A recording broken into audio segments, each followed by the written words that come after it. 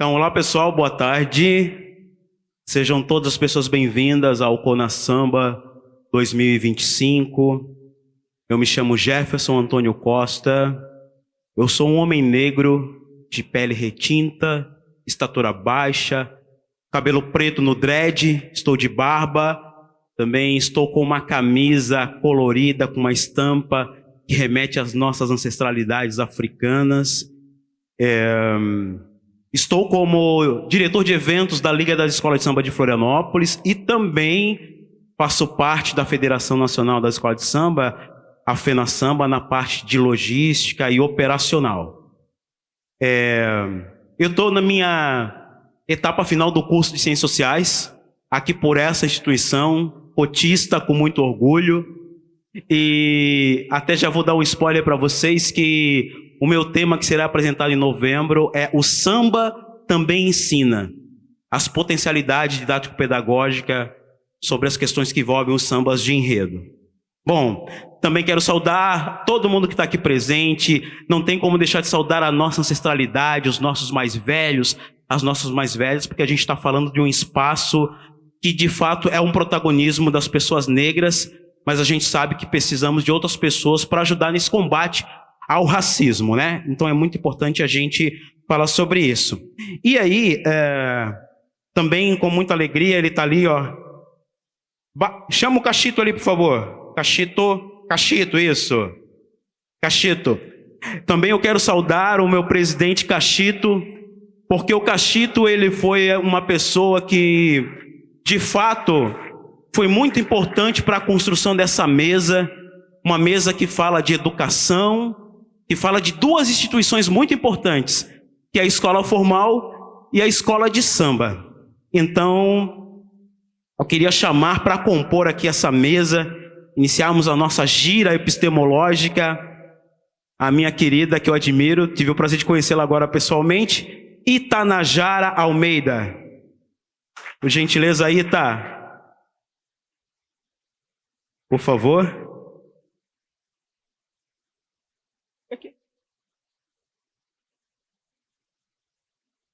Continuando também, quero chamar aqui ao palco Michela Silva.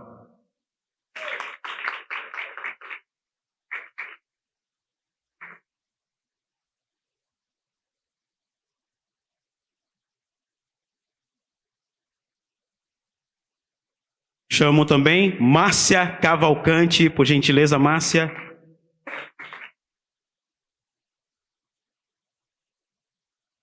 Quero chamar Ni Barbosa. Aqui, Ni, por favor. Isso. Como estão todas as nossas convidadas posicionadas, mas nós vamos chamar a nossa próxima convidada porque nós entendemos que educação e arte se complementam. Então, vamos chamar a nossa convidada da seguinte forma. Peço respeito aos mestres e paz nas escolas. Foi lá que aprendi com aquela senhora. A educação faz o mundo melhor. A educação faz o mundo melhor. De verde e rosa o morro do céu chegou. É africana sua essência. Nos braços seu pavilhão, a sua eterna paixão. A mulher negra hoje é resistência. De verde e rosa o morro do céu chegou. É africana sua essência. Nos braços seu pavilhão, a sua eterna paixão. A mulher negra hoje é resistência. Gisele Marques compondo então a nossa mesa. Obrigado, Gi. Então, antes de nós começarmos a nossa imersão epistemológica, de troca de conhecimento, de partilhas, é importante também a gente fazer a menção dos nossos apoiadores, patrocinadores. Gostaria aqui de patrocínio do SEBRAE, Ministério do Empreendedorismo, Apoio Governo Federal do Brasil, Ministério da Cultura, Governo do Estado de Santa Catarina, Prefeitura de Florianópolis, Costa Júnior Produções e Eventos, CRAU Produtora, Agência Evoé, NDTV, parceiros Capa, Três Corações, Buzzer e realização Fena Samba e Liesf. Bom, já anunciei os nossos apoiadores, patrocinadores. E agora, como eu falei, a gente vai ter essa imersão epistemológica de troca de conhecimentos, de partilha. E para que a nossa conversa possa ser um pouco mais orgânica, e eu sendo mediador, mas eu gostaria que cada uma das nossas convidadas aqui, vocês vão ter todo o protagonismo, todas mulheres. Eu gostaria de uma breve apresentação de cada uma de vocês. E eu vou começar por ela, Itanajara, por favor. Depois passo o microfone aqui para elas, uma breve apresentação, porque depois a gente mergulha nas nossas conversas, tá bom?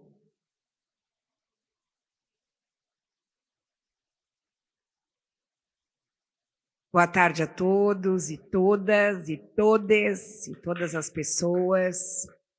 Sou uma mulher negra, tenho uma estatura mediana, baixa, estou com um vestido branco, um mantô branco com amarelo, e nas costas tem uma imagem que representa Oxum. Estou usando um turbante amarelo, tenho guias de contas e búzios, que é o que me representa enquanto uma mulher da tradição de matriz africana. Me chamo Itanajara Almeida, mas meu nome tradicional é Iá Itanajara de Oxum. E digo isso, né, porque sempre faço a minha autodescrição, porque hoje também sou uma mulher PCD. Eu tenho visão monocular, não enxergo nada de um olho e apenas 50% do outro. Então, muito obrigado a todos aqueles que falam e se descrevem. Isso é muito importante para que nós possamos, de fato, saber com quem a gente está falando. Obrigada. Não sei se a gente já continua a fala. Só...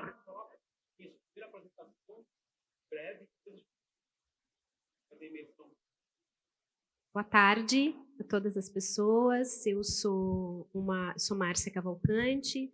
Sou uma mulher branca, muito baixinha. Pensem em uma pessoa baixinha, um pouquinho menos. Sou eu. Eu estou vestindo uma roupa preta com um casaco blazer cinza e uma sapatilha dourada que eu comprei especialmente para vir na Fena Samba, para me encher de brilho aqui como essas pessoas tão especiais que eu estou conhecendo e reconhecendo aqui. Eu quero também aproveitar, Jefferson, e agradecer o convite do Cachito, né? Parabenizar toda a direção, né, da Fena Samba por esse grande evento que está acontecendo aqui. Quero também, brevemente, dizer de onde eu venho, né? Eu acho que é nessa rodada que eu já posso falar um pouquinho. Eu venho, então, de Porto Alegre. Eu coordeno uma organização social que trabalha com promoção da leitura, chamada Cirandar, que é uma organização que tem implementado experiências, bibliotecas comunitárias e que trabalha, né, no fortalecimento da identidade negra nos territórios populares onde a gente trabalha, e estou muito feliz de estar aqui rodeada de uma gira de livros. Por enquanto é isso, vamos lá. Oi, boa tarde. Bom, o meu nome é Gisele Marques, eu sou artista, sou arte educadora, também escrevi O Mundo de Oiá, e eu estou no meu chão, sabe? Porque falar de cultura, de samba e de Lei 10.639, atual 11.645, é o que eu vivo há 22 anos dentro do território de Santa Catarina. Então, já quero aqui agradecer a todos aqui da mesa, agradecer ao Jeff, meu querido artista, cientista, ao presidente também que me fez esse convite, e a vocês por estarem neste momento. Então, eu só quero finalizar dizendo que, enquanto artista, aqui eu também estava exercendo a minha intelectualidade. A gente fez assim um pequeno momento para vocês, e daqui a pouco uma fala um pouquinho mais reflexiva. Oi, gente, boa tarde. Eu sou Anny Barbosa, sou uma mulher branca, de cabelo preto, encaracolado. Hoje eu estou vestindo um vestido preto, um brinco maravilhoso que eu comprei ali da Mari. Então, né, quem quiser se inspirar pode ir ali com ela. Eu sou arte educadora, sou professora de História da Arte e de projetos em arte e educação dentro de uma perspectiva antirracista e diversa. Hoje trabalho em uma escola majoritariamente branca e onde, a partir deste lugar, é que a gente pensa e repensa, né, uma sociedade mais justa e mais equânime. Quero agradecer, eu preciso, na minha apresentação, agradecer algumas pessoas. O Jefinho falou que a gente tem 1 minuto, acho que não foi 1 minuto ainda. Quero agradecer, primeiramente, ao professor Márcio de Souza. Ele não está aqui presente, ele está em Santo Amaro da Imperatriz, numa feira do livro, de um livro onde eu também sou coordenadora, que é o Retintas 1, Retintas 2. É um livro de poemas e poesias de pessoas negras de Florianópolis, poemas autorais e inéditos, e a gente está participando da Bienal. Inclusive, nós temos aqui 2 poetas, o Jefferson Costa, ele está no livro como poeta, e também a maravilhosa Michela Silva, né, com seus poemas que são pura reflexão e pura força. Quero agradecer o Márcio de Souza, porque é o professor Márcio de Souza que por muitas vezes me estanca e me coloca nesse meu caminho. Depois a gente conversa sobre isso. Quero agradecer ao presidente Cachito, eu não sei se ele está aqui ainda, acho que não, pelo convite. Essa sala, essa mesa, ela foi criada num momento muito especial de encontro e de aquilombamento, foi muito importante. Eu quero fazer um agradecimento especial ao Jefferson Costa, meu amigo, meu irmão, por ter me convidado e por ter me colocado aqui nessa situação, né, de compartilhar com vocês tudo isso. E a todos aqui presentes, toda a minha admiração a essas mulheres maravilhosas, Michela, Itanajara, Márcia, Gisele. Muito obrigada pelas pessoas que vieram de tão longe para ouvir a gente. Muito obrigada pelas pessoas, né, que dividem comigo o meu cotidiano pedagógico. E muito obrigada a todos vocês. Boa tarde a todos. Eu sou uma mulher, me chamo Michela, sou uma mulher negra, estou de cabelo black, eu acredito, né, nesse momento. Estou trajando calças preta, blusa preta, um casaco vermelho. Eu sou pedagoga.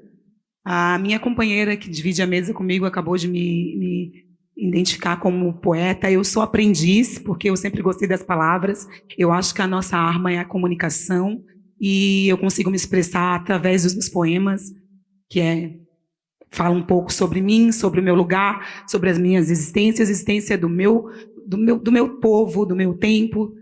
E sou pedagoga há 20 anos, acredito no chão da educação, acredito na educação como ferramenta de resistência, de uma ótica para o mundo mesmo, de conhecimento, e sou estudante de psicologia na 5ª fase.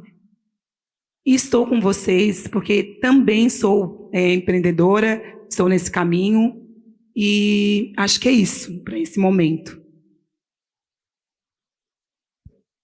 Eu te entrego.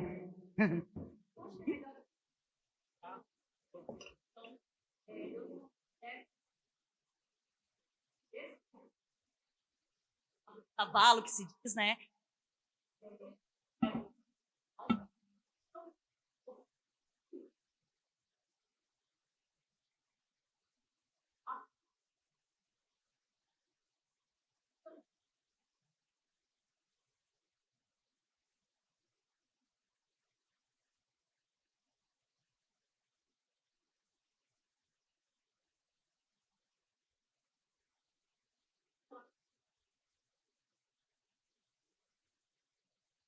É importante, viu, como nós aprendemos. Já no início dessa gira epistemológica aqui, a gente já está aprendendo muita coisa só pela apresentação de vocês.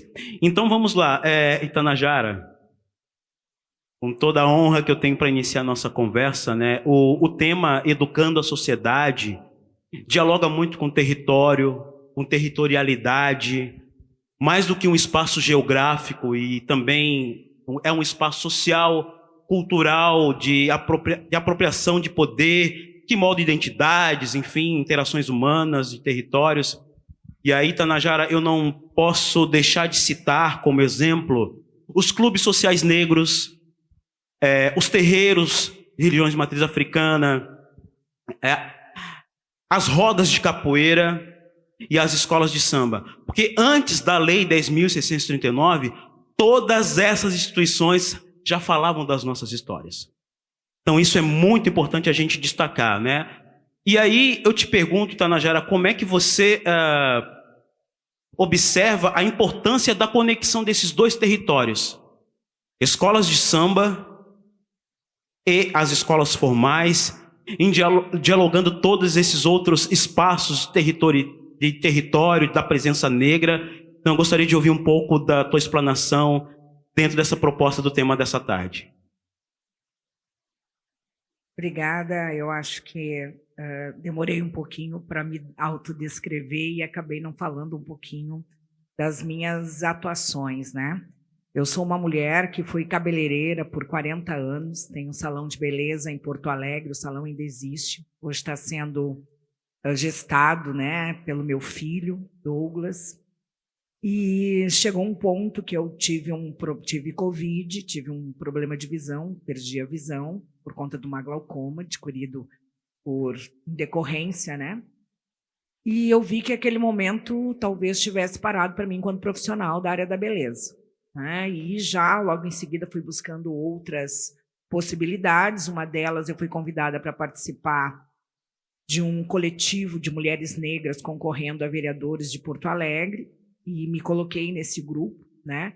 Fizemos uma cidade do tamanho de Porto Alegre, fizemos mais de 3.000 votos, eu acho que a gente fez uma boa votação, só que não foi suficiente para estarmos, então, com essa cadeira ocupando.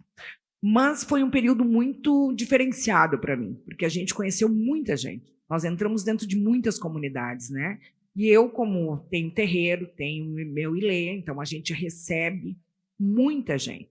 E a gente começa a analisar e olhar, né, sobre o nosso ponto de vista, sobre todas aquelas pessoas que a gente vem conhecendo no dia a dia. A partir dessa audácia, né, de concorrer a vereadora dentro de uma cidade, né, que a gente vive e mora a vida toda, mas mesmo assim a gente ainda acha que não é para a gente, né? Então vem a síndrome do impostor te dizendo que tu não é capaz. Mas eu já vinha com essa relação com pessoas há bastante tempo, por conta da minha profissão, por conta da minha tradição, mas também porque eu queria entender qual era esse processo que talvez a gente não tivesse dentro dele ainda, né? Que seriam os conselhos, como é que participa de conselho, como é que aprende a estar dentro de conselho, o que se faz dentro de conselho.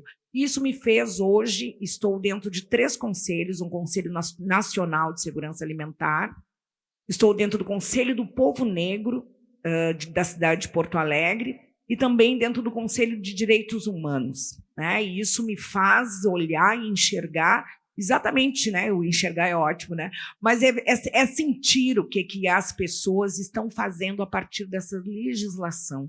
E parece que todo momento está sendo criada uma nova lei e as pessoas sabem que existe, mas não fazem a devida fiscalização. E por isso que eu estou dentro dos conselhos. É para saber, de fato, tudo aquilo que a gente correu atrás, que a gente buscou com parlamentares, né?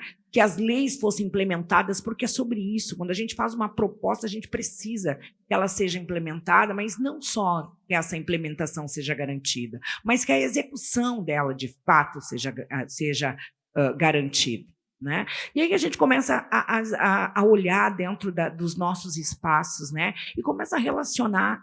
Como é que eu garanto que essas leis, que parece que não é para nós, parece que elas estão colocadas, mas a gente ainda não se envolve de fato como deveria, porque nós deveríamos estar presente em todo o processo da legislação brasileira, e a gente não consegue alcançar. Por desinformação, muita, por falta de conhecimento, bastante, mas também porque aqueles que poderiam nos dar essas informações não são provocados a fazer isso. Por que as escolas de samba, que há muito tempo a gente vem dialogando, e eu fui porta-bandeira, e eu acho que é por isso que eu recebi esse convite por estar aqui, durante 17 anos na cidade de Porto Alegre. E por que desde lá a gente já falava que as escolas deveriam atuar como empresas? Que deveriam gerar empregos para aquelas pessoas que estão ali, né? Para as pessoas que estão dentro das baterias e que muitas vezes estão desempregados. E poderiam ter esse local das escolas de samba exatamente como uma geração de renda para a sua família, para todos aqueles que precisaram, né? Porque talvez a gente ainda não tenha ligado uma coisa com a outra, né? Existe todo um processo do racismo que a gente sabe que, por mais que a gente lute, né? Por mais que a gente consiga aliados, né? Para que a gente consiga avançar dentro dessa erradicação do racismo, e que isso talvez não seja para nosso século, né? Mas nós já avançamos bastante. E mesmo assim, nós precisamos ter esse olhar mais amplo. Para quem são essas leis? Aonde estão essas leis e para quem são? Então, a gente primeiro precisa se apropriar. E o se apropriar é informação. A gente precisa provocar. Todas as cidades, municípios, têm conselhos. E eles são os reais fiscalizadores daquilo que a gestão pública está promovendo ou não. Está executando a partir do momento que as leis são colocadas. Então, eu acredito que o mundo carnavalesco, como eu chamo, ele precisa estar apropriado, mas antes disso, ele precisa estar informado, de fato, do que vai acontecer. Eu tenho participado de algumas atividades e eu vejo que as pessoas... algumas pessoas já entenderam, já conseguiram avançar, mas outras pessoas ainda estão muito arraigadas sobre aquilo que, né, a gente não é unido, né, essa palavra a gente ouve toda hora, a gente não é unido, a gente não vai buscar essas informações, ou um vai e consegue a informação, não, eu não quero participar disso porque isso não me pertence, né? Então eu acho que a gente precisa, de uma forma ou de outra, pensar como é que a gente reúne tudo isso, como é que a gente reúne a vontade de algumas pessoas que querem estar, com aquelas que, de uma forma ou de outra, são desconfiadas dentro daquele processo, mas estão ali dentro, né? E saber a origem disso, né? De onde vem o carnaval, né? Eu acho que foi falado tão bem, né, pelos presidentes que fizeram a fala de ontem, por várias pessoas. Agora mesmo viu o Ailton Graça falando, né, da tradição, que ele é um homem da matriz africana, que ele sabe a origem do samba, do carnaval, aonde nasce, né? Será que talvez a gente não precisasse dar esse passo atrás e transformar cada terreiro, cada ilê, cada casa de santo, num lugar onde as pessoas, num território de informação? É voltar lá na velha guarda. É voltar lá na velha guarda e saber o que a velha guarda tem para nos dizer. Porque a gente vai ouvindo muitas falas, né? Eu estou ouvindo muitas falas, não, porque a velha guarda é o lugar de conhecimento. Mas será que essas pessoas hoje estão sendo ouvidas como deveriam? Será que a gente consegue sentar e fazer esse lugar de escuta, que ele possa realmente chegar nas pessoas? Né? A gente vê uma juventude muito ansiosa para resolver, para promover, e que bom que eles existem, que bom que a juventude está aí, tentando, né, solucionar e resolver algumas coisas. Mas a gente também fica pensando, se lá atrás, quando não tinha nada de informação, no sentido que a gente tem hoje, as ferramentas que são capazes de nos aproximar, será que lá atrás, quando não existia isso, as ideias não eram genuínas e realmente eram entendidas exatamente por conta disso? Como é que um terreiro se organiza? Muito bem, porque fazem festa todo ano, 2, 3 vezes por ano, né? Convidam lá 1.000, 2.000 pessoas, né? E sai tudo muito certo. E não tinha essa ferramenta, né, que hoje a gente tem à disposição. Mas eu acredito que a gente consiga, né, e talvez já encerrando, não sei qual é o tempo que tem, mas eu acredito que a gente precise, primeiro, né, já que a gente fala tanto naqueles que chegaram antes, né, já que a gente fala tanto que tem que ter o respeito ao mais velho, é saber de fato o que realmente vai nos fazer ter esse respeito ao mais velho. Né? Será que eu estou tendo o tempo necessário para ouvir o que ele tem a dizer? Será que o lugar que eu coloco a ele realmente é um lugar onde ele seja ouvido, né, entendido, né, e escutado do que ele já viveu e já vivenciou? Né? Ou será que é só uma fala dizer que realmente eu respeito o mais velho, mas deixo sozinho, não, né, abandono, não priorizo, sabe? Então, eu acho que isso a gente precisa juntos, né? E eu acho que esse momento do carnaval é uma escola, né? Uma escola de saberes, uma escola de fazeres. Então, é um momento que o saber deve tomar conta do entendimento de cada um. Então, eu acho que isso também é responsabilidade da escola de samba. Trazer esse aprendizado para que realmente a gente consiga valorizar e priorizar aquilo que faz sentido.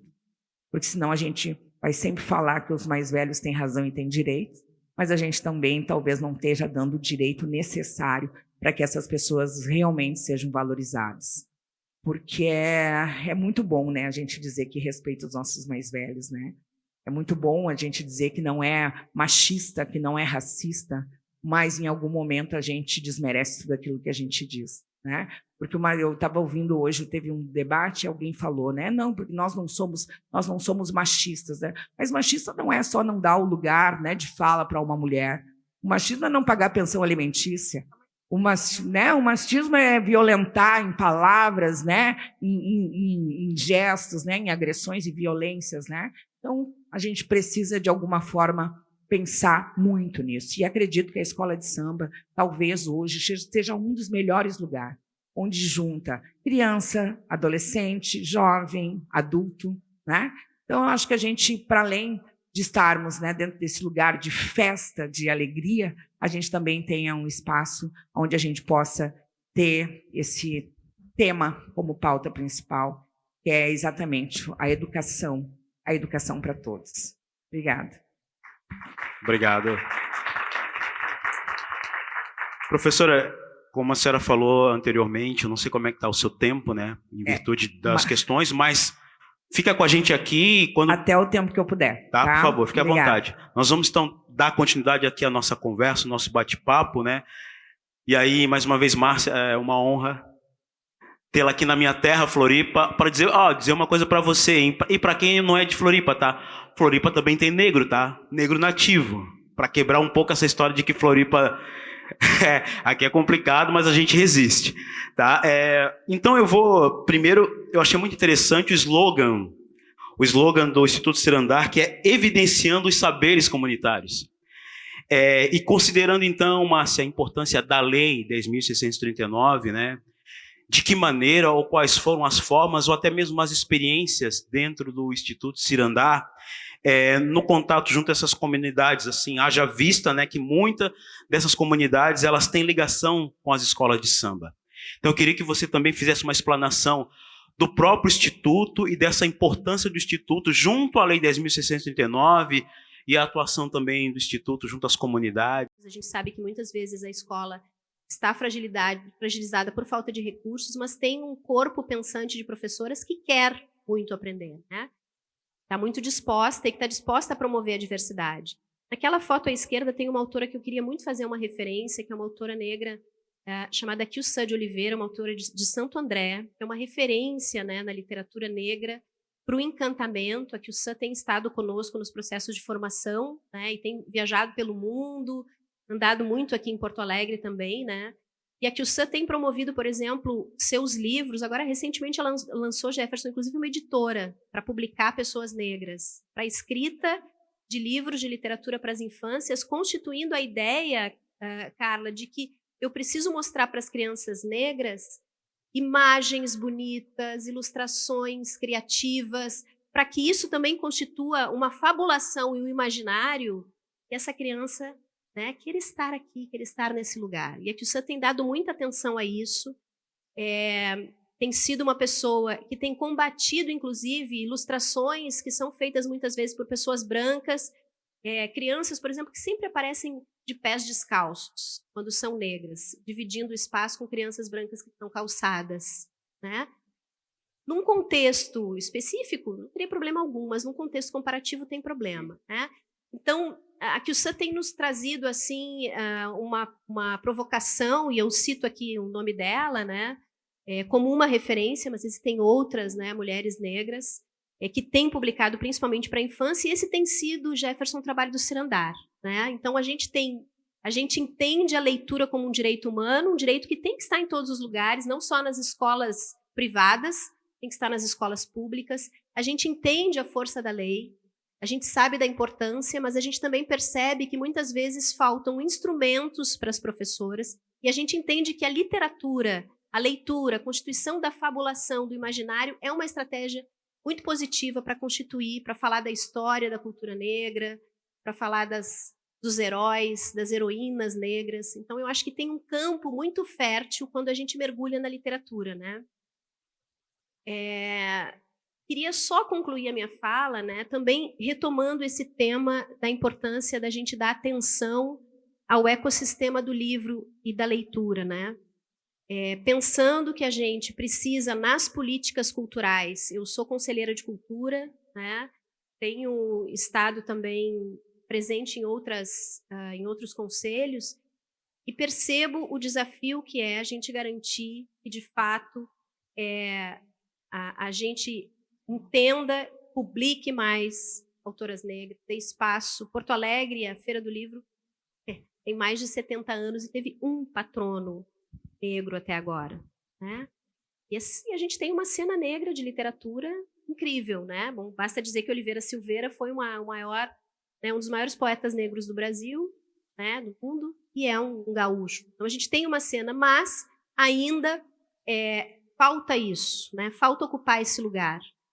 E esse lugar não é ocupado muitas vezes porque a branquitude não permite que isso aconteça. Por causa desse ecossistema, dessa economia do livro. Então, muitas vezes, a literatura negra acaba sendo autopublicação. Isso é muito importante. Mas a gente também precisa, né, ganhar espaço, fortalecer as políticas. O Sandro falava antes na mesa, né, da importância da Lei Aldir Blanc. A gente tem feito, por exemplo, em Porto Alegre, editais com linhas de financiamento para a publicação de autoras negras. Se a gente não fizer isso, não fizer essas escolhas, a gente vai estar sempre mostrando as heroínas brancas, as escritas brancas, e isso não ajuda na constituição, né, da lei. Então, eu queria trazer um pouco essa contribuição, né, entendendo assim que o Cirandar é uma instituição que, nesses 17 anos, aprendeu muito nos territórios populares.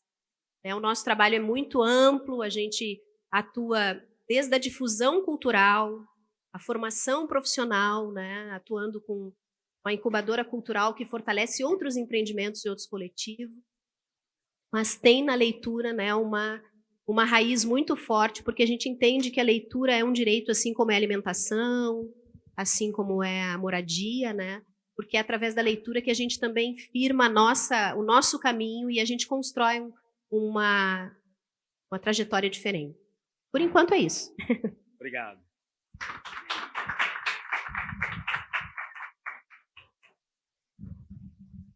Bom, nossa conversa está girando, começamos por Ita. Estou te chamando de Ita, tá, Itanajara?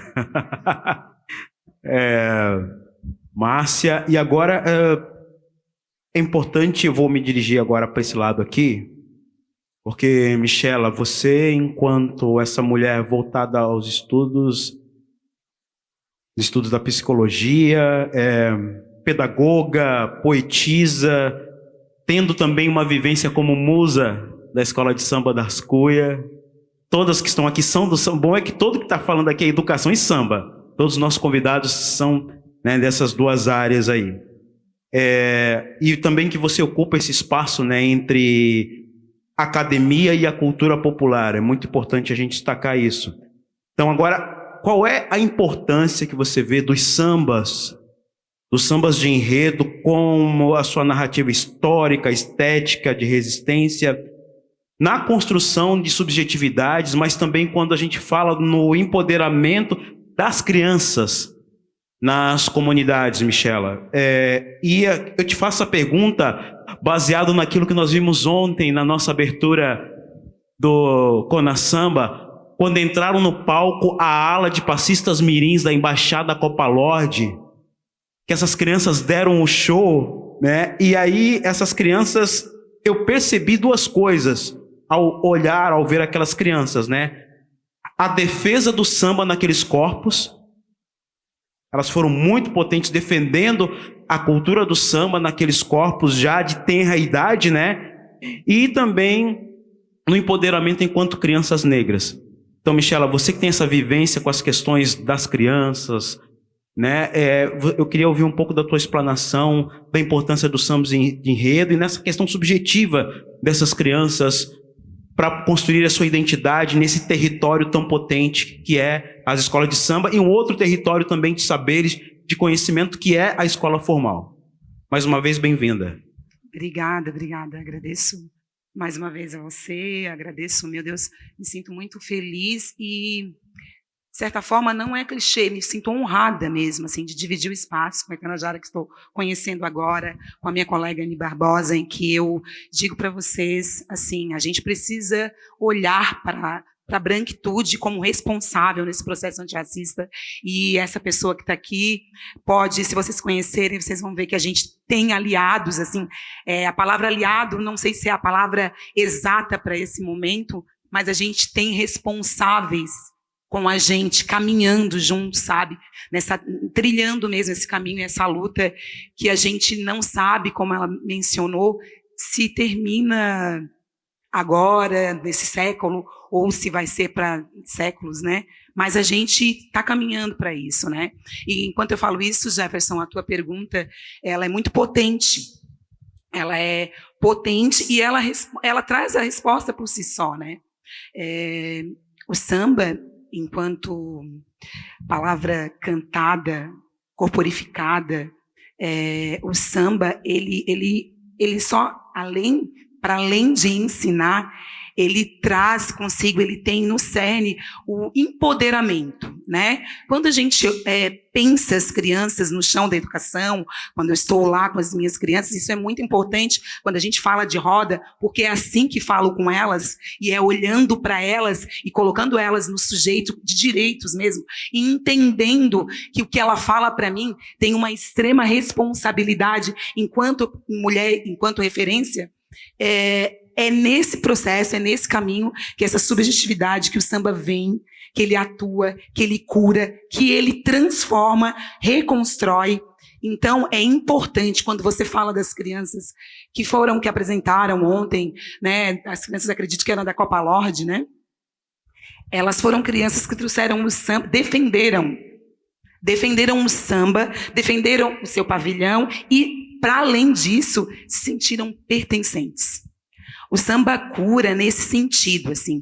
Ele é uma aula, quando a gente olha para a escola de samba, em toda a sua esfera, que ela vai se montando, como Milton Cunha acabou de falar aqui agora há pouco, que ela vai montando no primeiro ato, no segundo, ele vai ensinando toda uma lógica de organização em que a criança que está inserida e que está nesse contexto e que convive e vive, ela se olha, ela se vê. Né? Eu sou de uma geração em que a minha única referência era a Xuxa. E acredito que comigo, quem tem a minha idade, quem tem beira a minha idade, eu só tinha a Xuxa para olhar e sonhar com as ideias das paquitas e me entender e dizer, poxa, será que eu não existo? Como eu poderia me sentir bonita? Como eu poderia existir para além do meu sonho próprio comigo, olhando e observando? Né? Porque as crianças da minha época, elas só tinham como referência a Xuxa. Depois a gente caminhou e a Xuxa colocou a Bombom. E aí a mídia entende com a Bombom que o cabelo black é bonito e que o cabelo black vende, porque somos consumidores. Mas houve um processo até aqui, e que ainda está acontecendo, que nós somos consumidores, e agora o mundo capitalista entendeu isso. Ele entendeu porque, para ele, deu lucro, não por existência. Não porque ele me olhou e entendeu que a mulher negra existe, então eu vou. Não. Economicamente, ele olha para o carnaval, ele vê que vende, o povo se articula, porque somos articuladores do nosso próprio trabalho, a gente enfrenta todo dia as mesmas demandas e a educação vai salvando. Assim. É preciso a gente entender os professores realmente que estão aqui no chão da educação, que a criança negra, ela não precisa mais de comparação. Assim. A gente tinha comparação de olhar, muitos dos que viveram, vamos fazer uma festa folclórica junina, e aí se trazia a menina mais bonita da sala. Vamos fazer e aí o menino mais bonito. E a gente ficava olhando o menino mais bonito, a menina mais bonita, a menina que tinha os cabelos que podiam, e os nossos cabelos, e os nossos corpos. Essa geração foi a geração em que eu me criei, e que eu acho que o samba me cura também muito disso. Porque aos 9 anos, eu entro no mundo da escola de samba e, de certa forma, eu sou vista. Quando eu sou passista, eu sou vista. Quando, aos 15, eu vou para o teatro, eu sou vista. Então, dá para entender aí que, para além do samba, a arte é curadora, né? A arte é curadora, o professor como referência dessas crianças que estão na sala de aula, que estão nos grupos de estudos, que estão nas oficinas das escolas de samba. A gente sempre precisou de referências. A gente sempre olhou para o outro querendo se encontrar. Mas aonde eu estava, né? Eu precisava entender aonde eu estava. E, de certa forma, esse entendimento e esse processo, ele não acontece comigo apenas quando eu entro num curso de graduação, ou quando eu entro no teatro e aí começo a entender que eu também posso. Esse processo acontece quando alguém lá atrás pegou minha mão e disse, vem. E aí, de certa forma, mas meu corpo é sexualizado porque eu vou ser só passista. Toda menina aqui já pensou em ser rainha de bateria, já pensou em poder fazer. A minha filha, por exemplo, quer fazer cinema. E aí eu tinha medo, né? Medo, meu Deus, a mulher... Cinema, um curso, entre aspas, elitista, mas por que eu vou podar minha filha, essas crianças que estão lá estão precisando dessas referências, desses pods que eu posso, eu acredito, eu posso ir além, né? Então, os professores, enquanto professores e referências, precisam entender que muitas dessas crianças só têm as próprias referências de dentro de casa, saindo dali, a gente. E faz acreditar que esse mundo é possível, que as coisas são possíveis, que ela existe, que ela é bonita. As crianças negras são bonitas. Elas existem com seus cabelos, elas são bonitas. Elas não precisam ter o padrão estabelecido e elas precisam entender. A gente precisa dar voz a esse entendimento. É esse entendimento que as crianças precisam entender, porque é muito bonito. É muito bonito quando a gente fala que criança negra pode, que ela existe, mas eu preciso entrar na minha sala e ela precisa me ver enquanto cabelo crespo ou liso, mas ela precisa entender que eu posso ter o que eu quiser. Eu posso sim alisar o meu cabelo, mas que o meu cabelo crespo ou o meu turbante não ofende ninguém. Ela pode entender que a minha religião é diferente, mas a religião de matriz africana precisa existir e coexistir nesse meio. Para quê? Para que a gente faça os próximos seres, que daqui a 10, 15 anos terão um outro entendimento, para que a sociedade tenha um outro entendimento de prática, de vivência. O samba cura, Jefferson, quando a arte fala por si só e traz essas crianças para o protagonismo. Elas entendem realmente que eu danço, eu canto, é importante a minha voz, é importante o meu corpo, e não é um corpo estético padronizado, porque a minha cor é importante. E não é importante apenas porque hoje se fala nisso. É importante porque eu contribuo. Eu tenho contribuição educativa, um olhar que amplia, um olhar... É esse processo que a gente precisa implantar, incutir e fazer com que as crianças acreditem. Porque as crianças negras, por muito tempo, foram invisíveis. E se a gente não cuidar, porque trabalho com muitos professores, professoras brancas, professoras negras, em que ainda acreditam que mexer no cabelo da criança enquanto a gente tem uma rotina, enquanto a gente vai lá e deixa a criança bonita, para que o pai venha e pegue aquela criança para ir para casa muito bonita. Mas eu não sei mexer no cabelo dessa criança. Então você aprende com respeito. Então você vai colocar o creme que você colocou nessa criança, você vai colocar também na criança negra. Porque ela não está ali apenas existindo, ela quer acontecer. Comparação a gente teve a vida toda. E a gente não podia existir com as comparações. Hoje, a gente entende que somos vozes tão atuantes quanto a sua, quanto a dessas, na verdade, quanto todo esse sistema de opressão da branquitude, né? Então, quando a gente entende o samba como esse fortalecimento, como essa forma de empoderamento, de arte, até mesmo de avanços, assim, porque quando você bota uma escola de samba na avenida, é uma aula de história. E uma história muito contada por pessoas que às vezes têm acesso, poderiam nos trazer para a realidade, mas não querem contar as minúcias de como aconteceu, né? Então, o samba realmente traz isso, traz essas minúcias, traz a história contada que muitas vezes foi poetizada. Não existe poemas na história da escravidão aqui no Brasil e no mundo. E as crianças entendendo que é isso, não é porque assim a gente por muito tempo acreditou, porque eu não sou bonita? É porque eu não sou bonita? É porque para mim o meu cabelo não é o mesmo? Porque os meus olhos não. Hoje a gente entende que a beleza é crua, a beleza é negra, a beleza é no corpo magro, gordo, no corpo, não sei nem se é isso o que eu podia falar, né? Corpo gordo, mas no corpo cheio, nos corpos, na corporeidade, na verdade, né? E é importante a gente entender que o carnaval salva nesse sentido.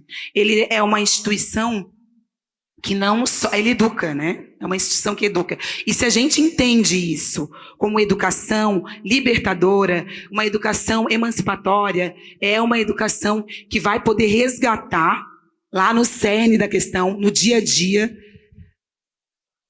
quem realmente vai fazer diferença aqui e para além daqui, né? Eu acho que é isso. A gente poderia ficar falando sobre muito, mas o importante disso é que a gente faça essas mãos, porque o carnaval ele é feito por muitas mãos, né? Ele, claro, ele tem um viés também na sociedade capitalista, econômica, porque ele atinge todas as esferas sociais, mas quando o morro desce lá para o asfalto, a gente olha tudo muito grande, e esse tudo muito grande é nós que construímos, né? Essa ancestralidade que está lá atrás, em que a gente honra e que a gente tem muito respeito em pisar, em perpassar, foi a gente que construiu, né? Eu estou aqui porque milhares dos meus antes não puderam estar. Eu sou a primeira a fazer um curso de graduação porque muitos dos meus entenderam que naquele momento o que eles podiam fazer era o possível. Hoje a gente faz o possível e o impossível também. Michela, obrigado pela tua contribuição. Até depois eu vou ouvir a fala de vocês, eu queria que as nossas convidadas observassem esses livros que estão aqui, depois pegasse algum deles e pudesse escolher qual que esse eu poderia utilizar um pouco na minha vida, nessa questão do combate ao racismo, enfim. Tem alguns aqui que a gente expôs e para frente a gente apresenta aí para vocês. Bom, todos nós aqui, tenho certeza que somos pesquisadores, nós somos investigadores de alguma forma, né? E aí, durante as nossas conversas, até para a construção disso, Ni Barbosa, uma coisa que a gente constatou e você falou no início, né? Até para quem também não é de Florianópolis, e até para quem é de Florianópolis não tem esse conhecimento, é só reforçar o teu registro de que antes da Lei 10.639, em Florianópolis já havia uma lei, que era a Lei 4.446 de 1994, de autoria do nosso querido griot, nosso professor Márcio de Souza, em que, olha o que dizia a lei, institui a inclusão de histórias africanas, afro-brasileiras e indígenas nos currículos das escolas municipais de Florianópolis e de outras providências. Datado, então, em Florianópolis, 5 de julho de 1984. Então, ao pesquisar um pouco dessa história, nós percebemos que Florianópolis é o embrião da lei nacional, que depois se tornou, que ampliou, né? E depois veio também para 11.000... 645. Isso. Então, a gente até tem um orgulho de dizer que foi nesse chão também que começou de forma um pouco mais legalizada toda essa discussão sobre a importância, né, da Lei 10.639.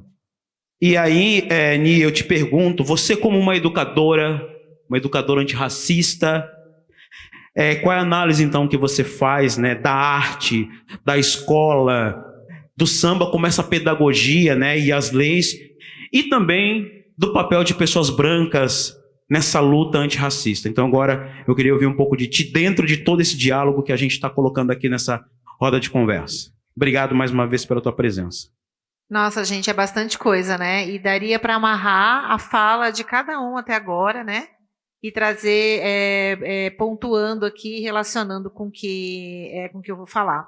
Antes de eu começar a falar, eu queria voltar um pouco ontem na abertura, que foi uma abertura, pelo menos o Cona Samba do ano passado, foi uma abertura bem diferente, né? E que quebrou aí o paradigma e que trouxe a arte, que trouxe esse corpo, que trouxe essa memória e essa resistência para abrir um congresso como esse, né? E a gente tem... Eu ando meio injuriada com algumas coisas que eu tenho visto, né? Que está acontecendo. Estou caindo aqui.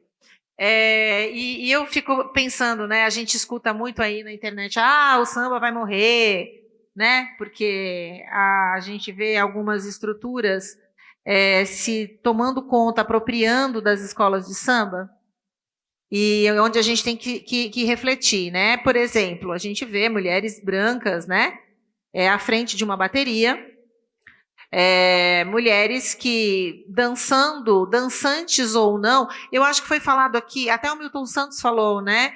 Que as canadenses sabem dançar. Elas têm ali o corpo que dança um samba, mas elas não têm a tradição. Né? Elas não sobem e não descem as ladeiras da comunidade. Elas não trazem isso na história delas. E eu ando bem injuriada com essas coisas, né? E ontem, assistindo ali a abertura, eu falei, gente, não. O samba não morreu. O samba não morreu porque veio com muita potência as velhas guardas. E o samba não morreu porque veio com muita potência as crianças, as meninas ali da minha querida Embaixada Copa Lorde. E ali ontem eu saí muito encantada daqui com isso, né? O samba não morreu, não morre e não morrerá. Só para fazer uma parte disso. O Jefinho colocou uma educadora antirracista.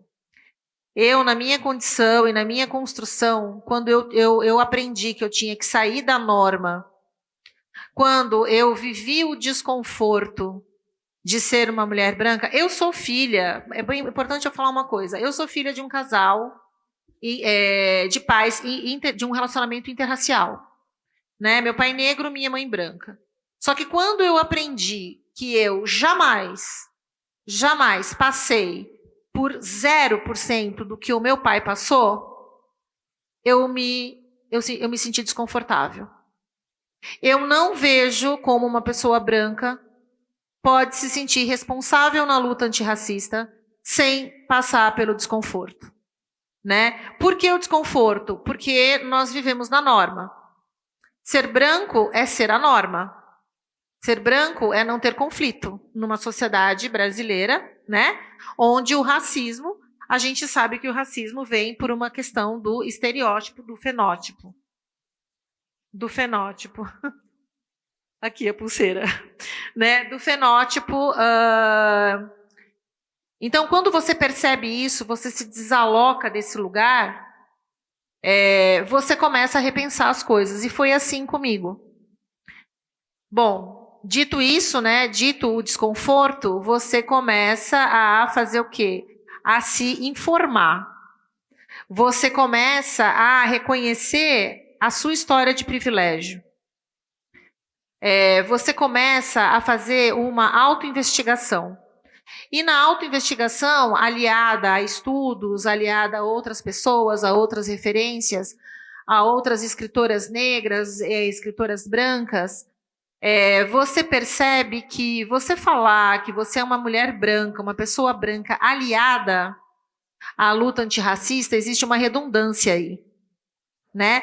Porque aliado é estar ao lado. Estar ao lado implica em dividir território. E nós não dividimos território com as pessoas negras. É outro território. O nosso território é a normativa, né? Com esse processo de autoinvestigação, você aprende que você é responsável por essa luta. As pessoas brancas, elas precisam se responsabilizar. Né, Márcia? A gente precisa se implicar. Né, Ita? Já estou agora a melhor amiga da Ita. Né? Não é? Não vou dizer que chegar nesse meu discurso não foi tranquilo e não tem que ser. Né? Não tem que ser tranquilo. Você não é tranquilo você sair da normativa, você sair do lugar de conforto. Mas você precisa sair. Bom, quando eu falo em branquitude, é muito importante eu trazer que branquitude eu não estou falando de nenhuma pessoa branca. Ali a Wagner até fala isso, não se sintam desconfortáveis, pessoas brancas, né? Porque não é sobre o mensageiro, é sobre a mensagem. A branquitude, ela é uma estrutura de poder das pessoas brancas, em detrimento a um corpo negro, né? Histórico, que teve como base a construção do nosso país. Então, a necessidade de se pensar isso é emergente, né? É urgente. Eu queria trabalhar nessa estrutura, né, da questão da autoinvestigação, a questão do desconforto, e aí agora amarrando com esse conceito de branquitude. E aí o que se faz então com essa branquitude? Onde é que a gente vai ressignificar, tornar isso ação? É na escola. É na escola. E a escola de samba entra, né, dentro da escola. A escola de samba, com as suas particularidades, com a sua pedagogia, ela tem um universo, ela é territorial, né? E aí ela pede um diálogo com as escolas do ensino básico, escolas públicas, escolas privadas, e no meu caso, principalmente escolas de maioria branca, que é onde é a escola que eu atuo. Mais para frente eu falo ali das políticas da escola, né? É extremamente urgente, né, e necessário a gente entender essas estruturas para que o diálogo fique mais robusto e para que a gente consiga avançar.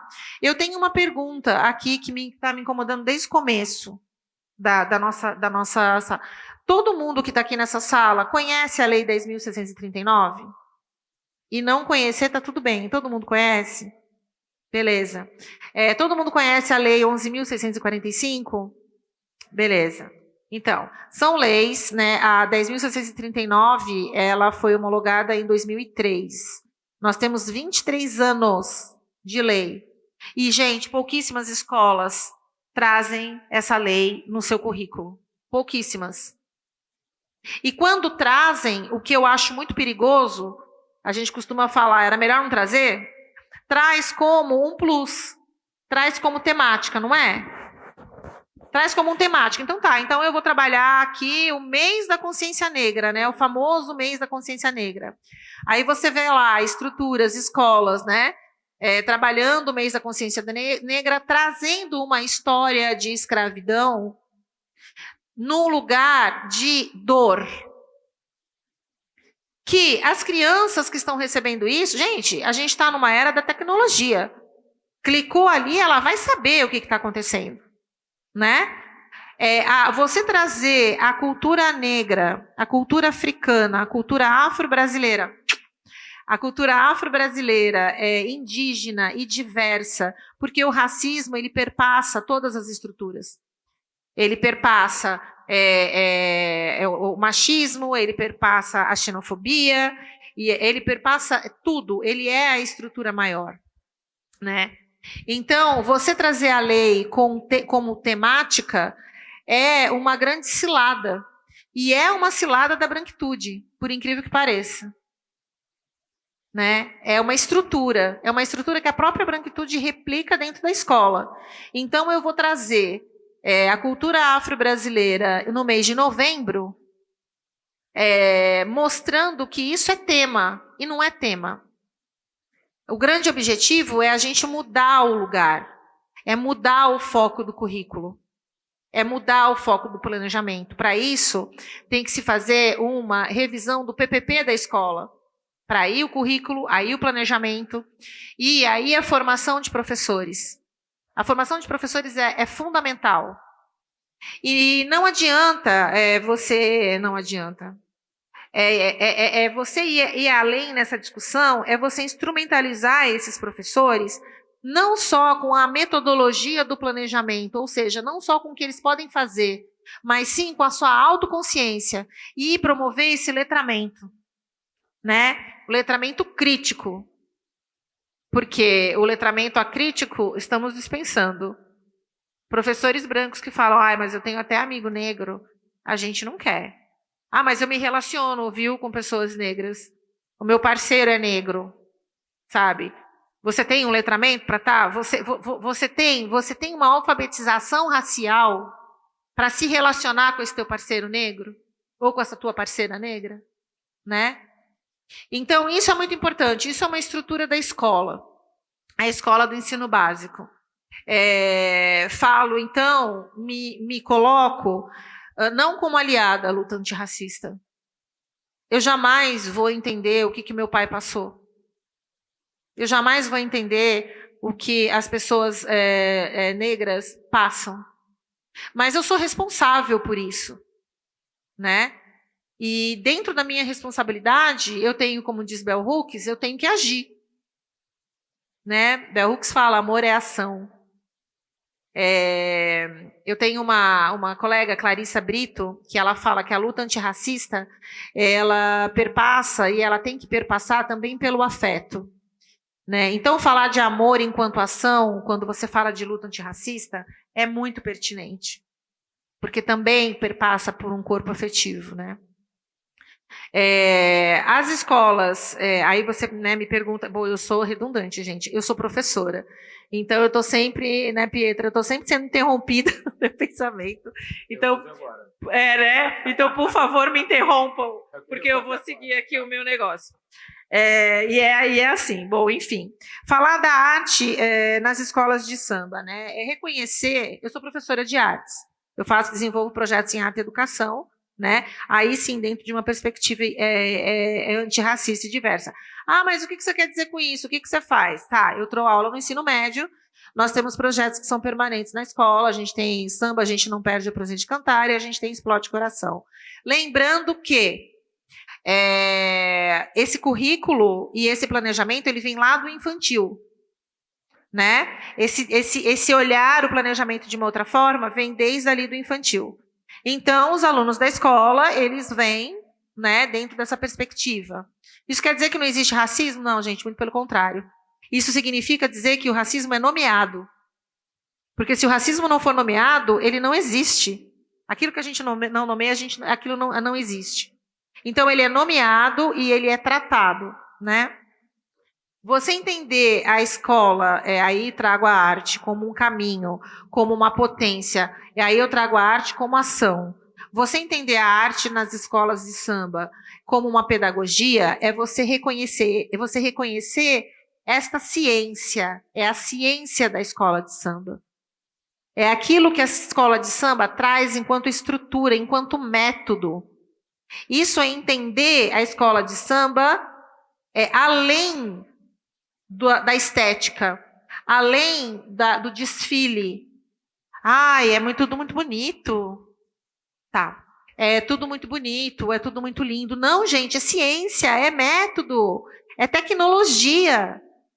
Né? O que se pensa agora na contemporaneidade em relação à tecnologia das escolas de samba é como, por exemplo, que já foi falado numa mesa aqui, como, por exemplo, as escolas de samba reciclarem de uma maneira cada vez mais justa, e razoável os materiais, por exemplo.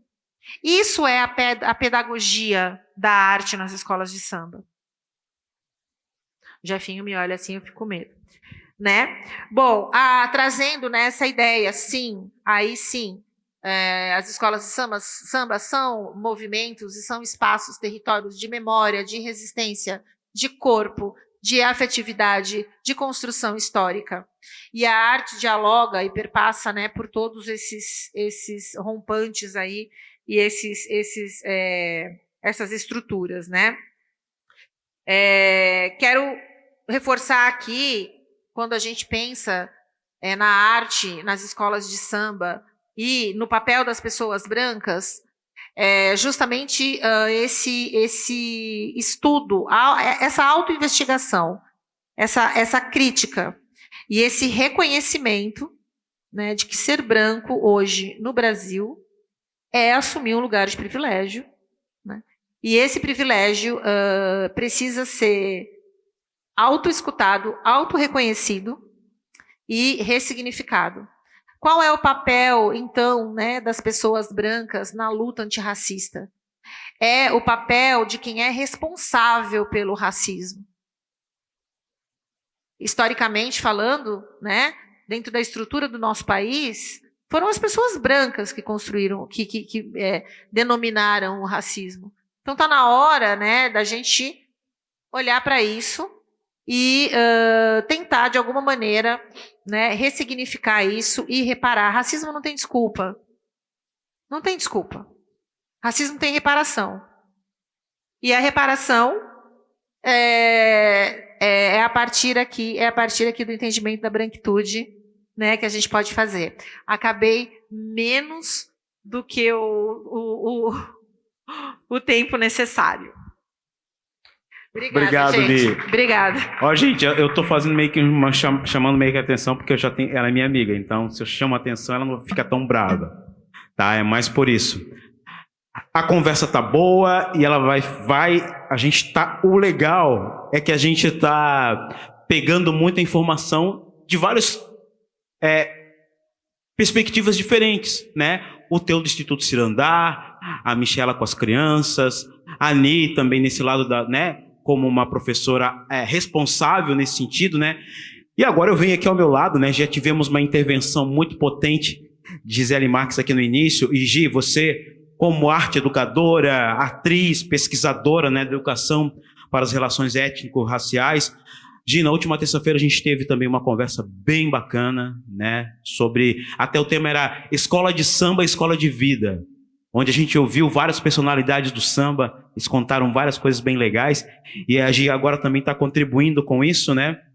Então você, enquanto também uma mulher negra, sambista, em outros territórios, porque ela já foi rainha do carnaval lá no sul do estado, né, na região de Criciúma, né? Então a gente quer saber um pouco dessa sua vivência da escola de samba, de carnaval, mas passando principalmente, Gi, na tua implementação, né, na questão do herê, na prática, assim, quais são as transformações mais significativas que a implementação do herê tem gerado no cotidiano da educação, né, da escola formal, mas também, para além disso, quais são os desafios que impedem a plena efetivação do herê e que estratégias se mostram mais urgentes para superá-los. Então, agora queremos te ouvir.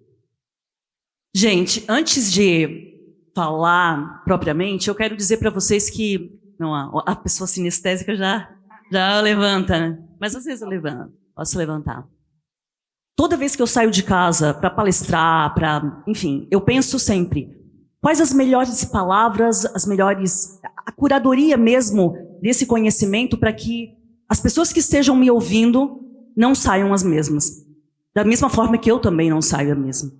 Então, quando a gente fala num tempo muito curto, isso ainda é mais difícil.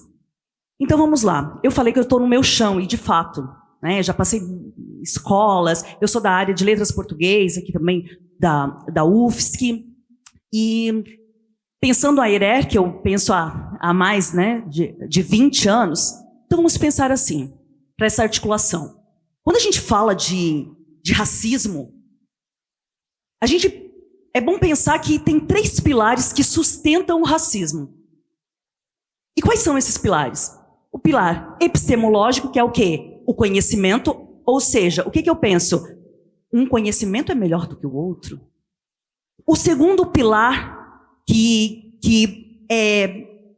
dá esse alicerce para o racismo é o religioso. A minha religião é melhor do que a tua. E, por fim, a cultura.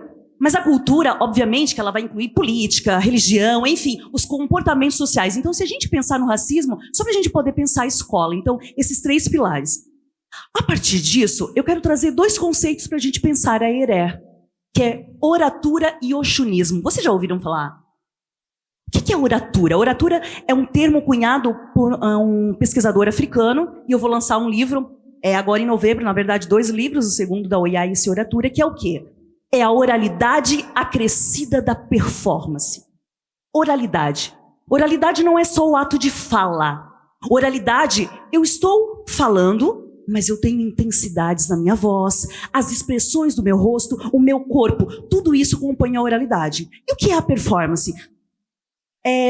Se a gente for pensar no cotidiano, todo mundo performa aqui. A passista está lá sambando, a Michela está sambando, e daqui a pouco ela é professora, daqui a pouco ela é mãe. São diferentes performances. Agora, quando eu falo de performance em oratura, é quando eu pego esta oralidade e acrescento todas essas linguagens, essas diferentes linguagens, a comunicação para que chegue nas pessoas.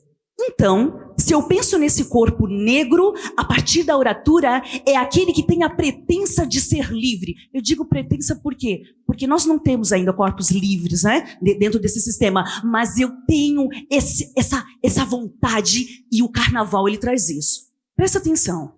Se eu estou falando de um corpo negro, livre, que oraliza, que tem a pedagogia da tradição, agora eu vou pensar na escola. Vocês já perceberam que as escolas, as universidades, têm a mesma estrutura de prisões? Vocês já perceberam isso? Gente, isso não é por acaso. E os autores, eu não vou ficar aqui citando autores, mas depois vocês podem vir aqui, a gente pode conversar. O Foucault, ele vai dizer o quê? As unidades educativas, elas foram pensadas a partir das prisões. Quando a gente olha uma escola, ela tem uma arquitetura que a gente chama de panóptica, né? Que ela é aqui, daí tem a secretaria que faz o quê? Vigia, fiscaliza, territorializa. E também tem o quê? Quando a gente pensa, a escola ela é ideológica, mas ela também é repressiva. Por quê? Por que a cadeira é uma atrás da outra?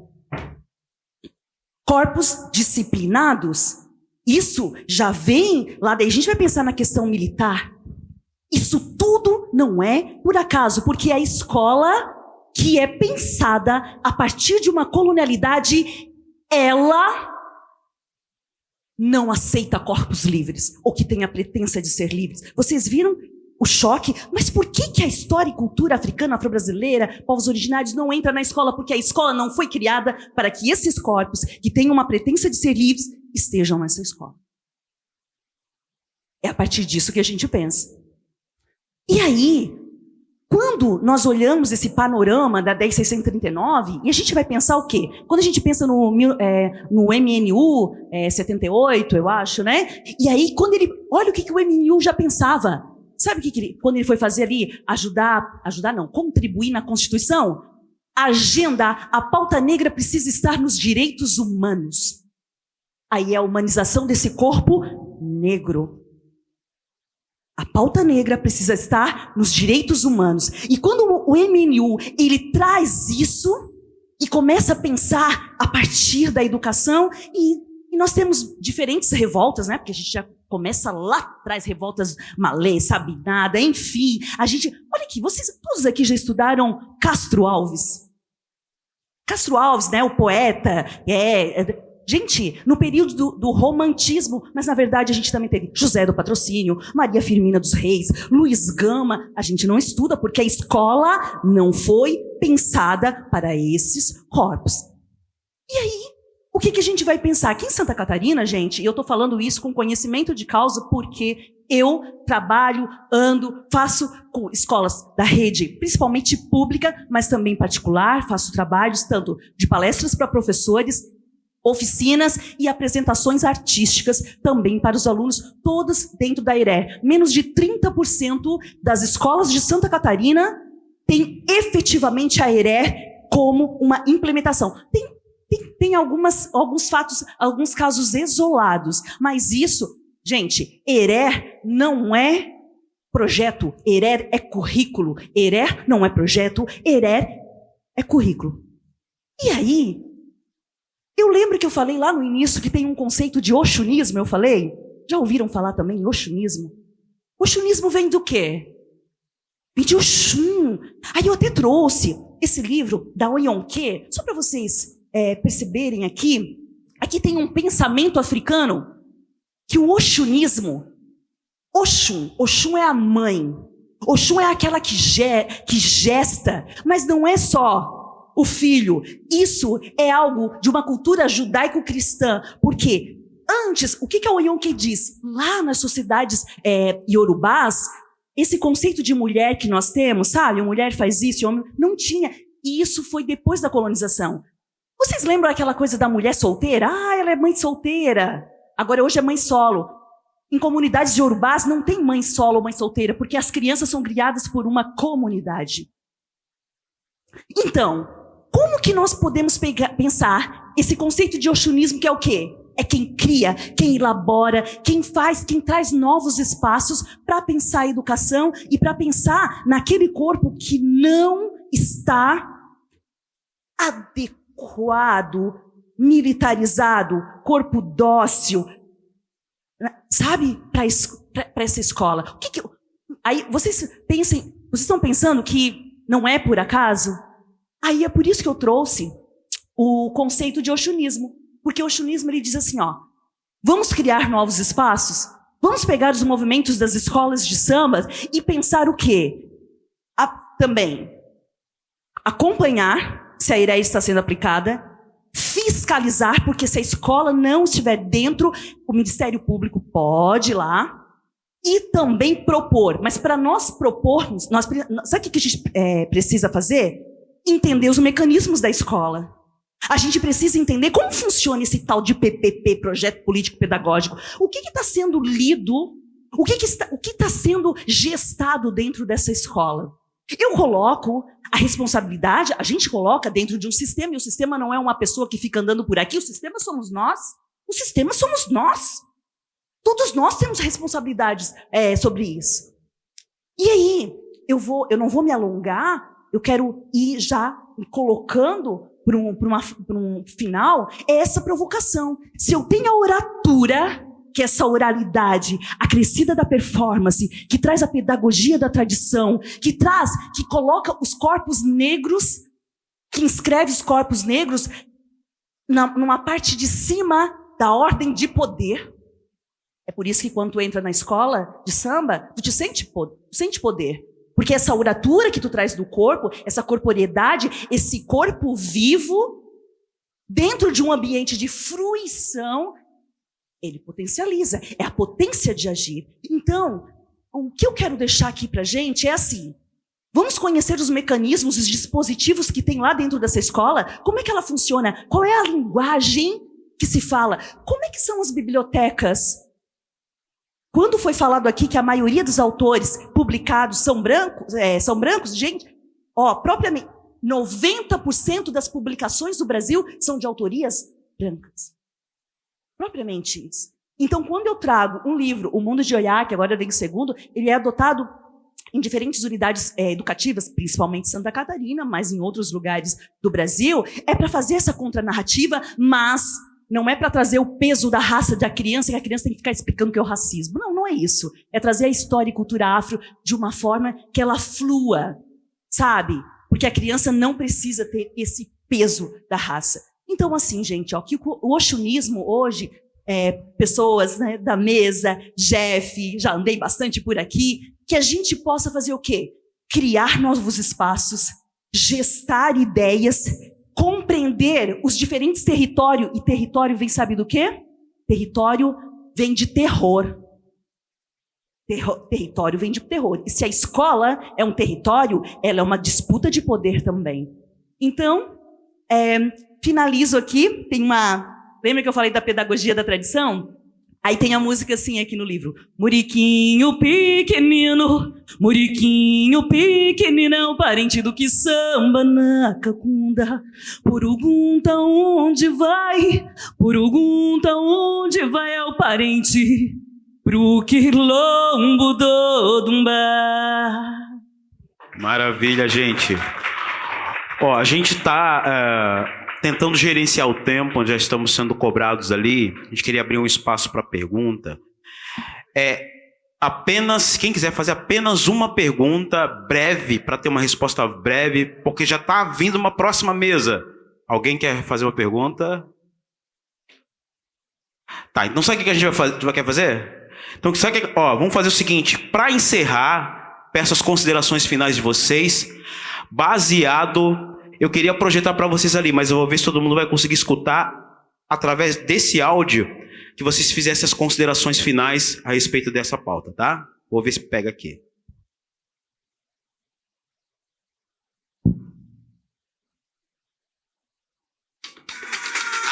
Tem muita macumba. É sempre a África, meu amor. É desfile da inteligência negra periférica. Tu quer que fale de quê? Da Branca de Neve? Tu quer que fale do Donald Trump? Não, meu amor.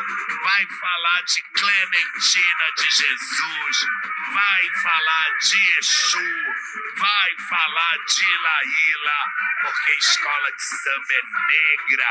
Os negros produziram a maior vitrine cultural do Brasil para o mundo. Aceita que dói menos. Não aos racistas, nem no samba e nem em qualquer lugar. Era só o que faltava, bem se apropriar da linguagem da procissão e depois falando mal da negritude. Show, show. Tá aí. Baseado então nessa fala do Milton Cunha, eu queria que vocês fizessem uma breve explanação e as suas considerações finais para a gente encerrar essa mesa. Márcia, vai lá. Bom, eu queria primeiro agradecer, a Michela, a Gisele e a Ni, foi uma tarde de aprendizagem para mim, foi muito bom. Agradecer a tua condução, Jefferson, e dizer que o áudio, eu acho que veio, coroando essa conversa. Colocar aqui o Cirandar à disposição, para que a gente possa também seguir esse debate, construindo um país de pessoas leitoras, mas principalmente um país que a população negra, as escritoras negras, as editoras negras publiquem mais, construam mais esse imaginário e a gente possa ter um Brasil cada vez mais negro. Muito obrigada pelo convite. Bom, para finalizar, ele falou a palavra que é chave dentro da minha área, que é linguagem. A língua é um instrumento de poder. Então, quando nós começamos nós tomamos parte disso, entendemos os códigos que tem ali, a gente também começa a fazer as contranarrativas, a contranarrativa, né?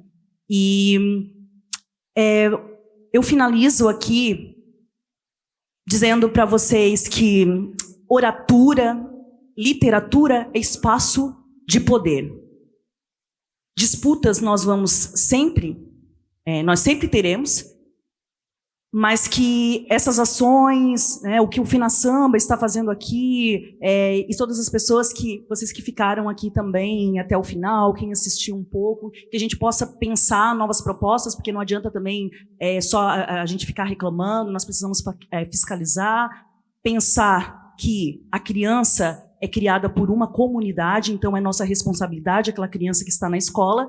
E também, claro que agora eu vou vender o meu peixinho, vou dizer que em novembro eu vou lançar um livro, Oratura e as Relações Étnico-Raciais na Educação, e vou também lançar o segundo, que é agora o Afropuf de Oiá, né? Eparrei, Oiá.